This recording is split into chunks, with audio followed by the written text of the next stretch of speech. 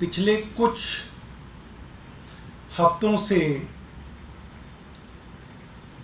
Ground पे अगर आप घूमें तो पता चलता है केंद्र सरकार की ज़बरदस्त नेगेटिविटी है। लोग दोबारा से भारतीय जनता पार्टी को केंद्र की सत्ता में बिठाने के लिए बिल्कुल तैयार नहीं है। आने वाले 5 राज्यों के अंदर चुनाव ज्यादातर राज्यों में भारतीय जनता पार्टी हार रही है। वो चैनल्स जो भारतीय जनता पार्टी की मदद भी करते थे, वे भी अपने ओपिनियन पोल में ज्यादा मदद नहीं कर पा रहे हैं, क्योंकि ग्राउंड पे स्थिति बहुत खराब है। महिला आरक्षण करने की कोशिश कर रहे हैं, गैस सिलेंडर सस्ता करने की कोशिश कर रहे हैं। कल भारत के जाने माने बड़े बड़े पत्रकार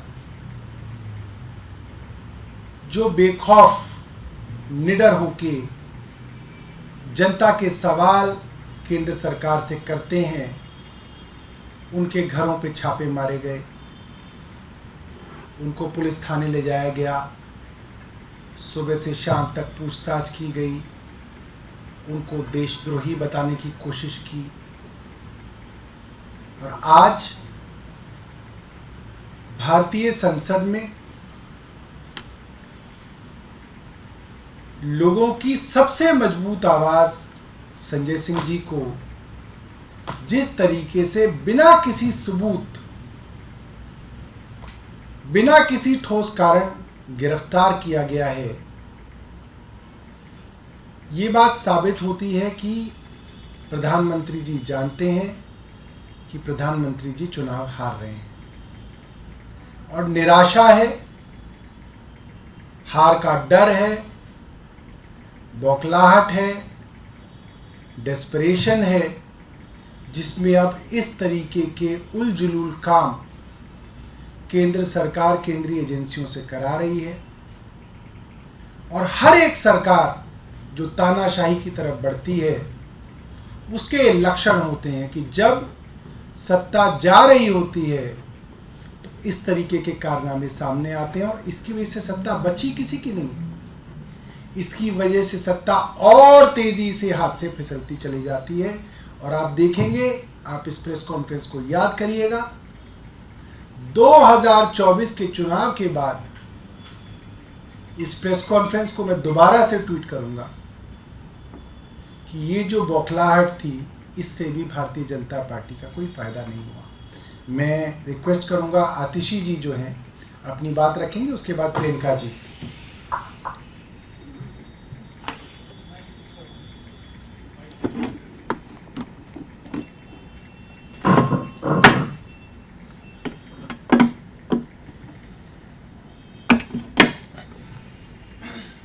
पिछले 15 महीने से भारतीय जनता पार्टी की केंद्र सरकार, उनकी सारी एजेंसीज, उस एजेंसीज के सैकड़ों अफसर सिर्फ एक काम में लगे हुए हैं कि किसी तरह से इस तथाकथित शराब घोटाले में उन्हें 1 रुपए के भ्रष्टाचार का सबूत मिल जाए आम आदमी पार्टी के खिलाफ। लेकिन 1 साल की इन्वेस्टिगेशन के बाद, एक ऐसी इन्वेस्टिगेशन जिसमें सैकड़ों अफसर ईडी के काम कर रहे हैं, सैकड़ों अफसर सीबीआई के काम कर रहे हैं, अपने बाकी सारे इन्वेस्टिगेशंस छोड़ के सारी टीमें इस तथाकथित शराब घोटाले पे लगी हुई हैं। लेकिन 15 महीने के बाद भी 1 रुपए के भ्रष्टाचार का सबूत भारतीय जनता पार्टी की एक भी एजेंसी देश के सामने नहीं रख पाई है। आज जो संजय सिंह जी को गिरफ्तार किया है, वो गिरफ्तारी भी बिना किसी सबूत के आज की गई है। ये गिरफ्तारी क्यों हुई है संजय सिंह जी की? इसलिए नहीं कि कोई सबूत है, इसलिए नहीं कि कोई शराब घोटाला हुआ है, इसलिए नहीं कि एक पैसे का भी भ्रष्टाचार का खुलासा कर पाई है ईडी और सीबीआई। आज संजय सिंह जी का अरेस्ट सिर्फ इसलिए हुआ है क्योंकि भारतीय जनता पार्टी को और प्रधानमंत्री नरेंद्र मोदी जी को अपने खिलाफ आवाज उठाने वालों से डर लगता है, आम आदमी पार्टी से डर लगता है, संजय सिंह से डर लगता है। हम ये देख रहे हैं कि केंद्र सरकार की जो ये बौखलाहट है, जो ये हार की बौखलाहट है, अब इस प्रकार की तानाशाही के रूप में सामने आ रही है। हमने कल ही देखा कि देश के जाने माने पत्रकारों के घर पर रेड हुई, उनको डिटेन किया गया, उनके फोन ले लिए गए, उनके लैपटॉप ले लिए गए। क्यों? क्योंकि वो प्रधानमंत्री नरेंद्र मोदी जी के खिलाफ आवाज उठाते हैं।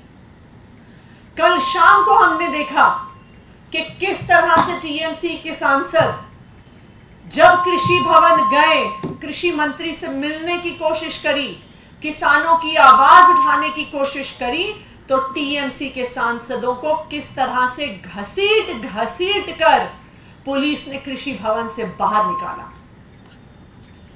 आज हमने देखा कि आज सुबह ही संजय सिंह जी के घर पहुंच गए और 8 घंटे तक ईडी संजय सिंह जी के घर में बैठी रही।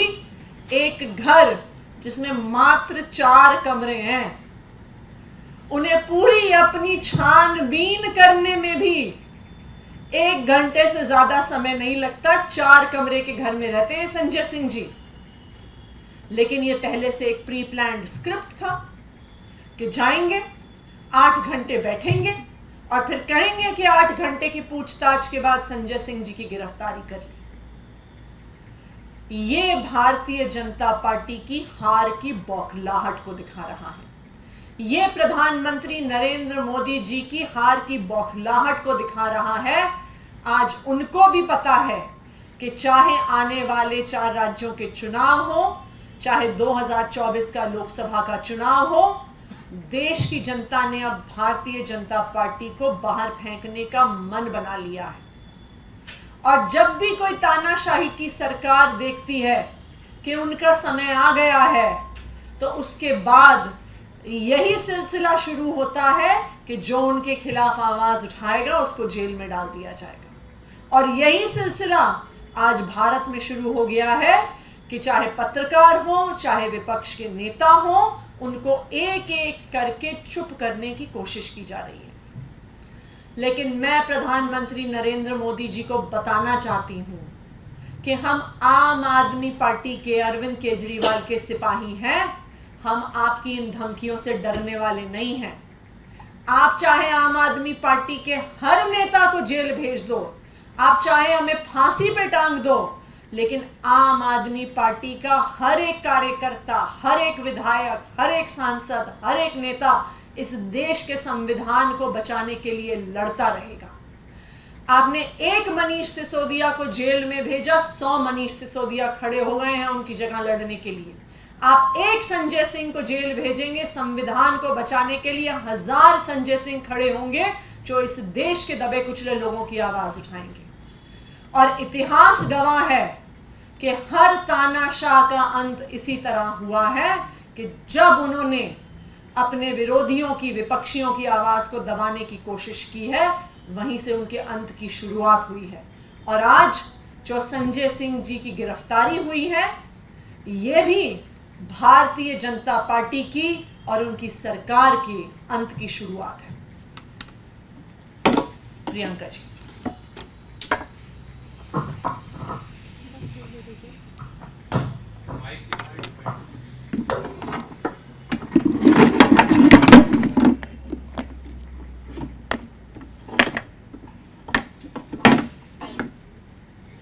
अरविंद केजरीवाल जी और उनका एक एक सिपाही कट्टर ईमानदार है। ये बात सच है कि संजय सिंह जी सड़क से लेकर संसद तक बहुत मुखर होकर मोदी सरकार की पोल खोलते थे और वो जारी रहेगा। ये बात भी सच है कि भाजपा ने, मोदी सरकार ने अनेकों कोशिशें कर ली अरविंद केजरीवाल जी को तोड़ने की। कभी हमें खरीदने की कोशिश की, हम नहीं बिके, हमें तोड़ने की कोशिश की, हम नहीं झुके, और अब ये लड़ाई और तेज होगी। भाजपा को ग्राउंड पर, जैसा सौरभ भाई ने बताया, आज की डेट में कोई पसंद नहीं करता। भाजपा को मालूम है कि जो सुविधाएं अरविंद केजरीवाल की सरकार दिल्ली में देती है, पंजाब में देती है, भाजपा उसको मैच नहीं कर सकती, इसलिए वो खत्म करना चाहती है। ये देश का पहला घोटाला है जिससे सरकारी राजस्व में बढ़ोतरी हुई। ये देश का पहला घोटाला है जिसमें 15 महीने बीत गए और एक चवन्नी नहीं मिली। 1000 रेड कर ली पर एक चवन्नी नहीं मिली, क्योंकि कुछ घोटाला किया ही नहीं। हम ये लड़ाई अब और पुरजोर तरीके से लड़ेंगे। हम अरविंद केजरीवाल जी के सिपाही हैं। हम भाजपा की ऐसी ट्रिक से, हरकतों से, डर्टी पॉलिटिक्स से नहीं डरने वाले।